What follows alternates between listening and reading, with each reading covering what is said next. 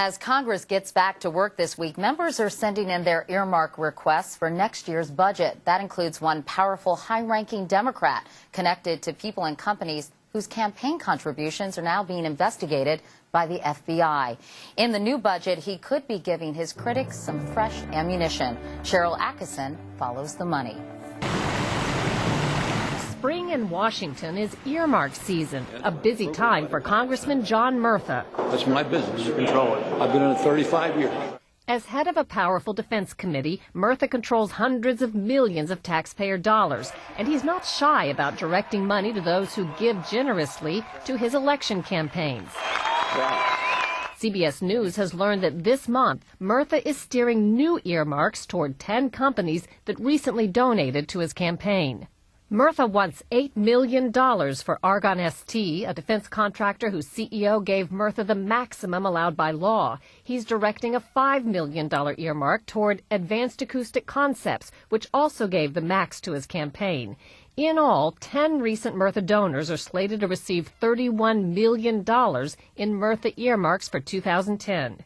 Taxpayer watchdogs may not like how it looks, but it's not against the law unless donations were required in order to receive the earmarks. Looking for evidence of wrongdoing, the FBI recently raided offices of 2 other companies linked to Murtha. The sooner it gets to a bright line that's a direct connection of you give me money, you open an office, and you're going to get taxpayer dollars, that's when you really cross the line. That line was crossed in one case, according to a defense contractor who spoke to us on condition of anonymity for fear of losing government contracts. The contractor was set to receive $1 million tax dollars. He says the military told him the money would come through a company called Commonwealth Research Institute, whose parent company ranked among the largest earmark recipients. Both were set up with Murtha's help in his own hometown. The defense contractor says Commonwealth officials told him to get the money, he should consider opening an office in Murtha's hometown, and chided his company for not giving enough campaign contributions to Murtha and not making a showing at Murtha's annual defense contractor fair.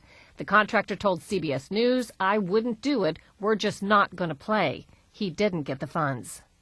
You called this a shakedown. If you want the money, then you've got to do these things, and that's being shaken down. Is there anything illegal about that? Illegality is a tricky thing on this. It's very hard to ever prove a quid pro quo because most of these things aren't written down. Commonwealth, subpoenaed in a separate federal probe, would only say it's always encouraged companies to relocate to Johnstown, Murtha's hometown, and attend Murtha's fair to promote growth, but does not encourage anyone to make campaign contributions. Murtha wouldn't comment for our report. He did recently tell a home state newspaper that he's only trying to bring home the bacon. We decide where it goes. That's exactly right. If I'm corrupt, said the congressman, it's because I take care of my district. Cheryl Atkinson, CBS News, Washington.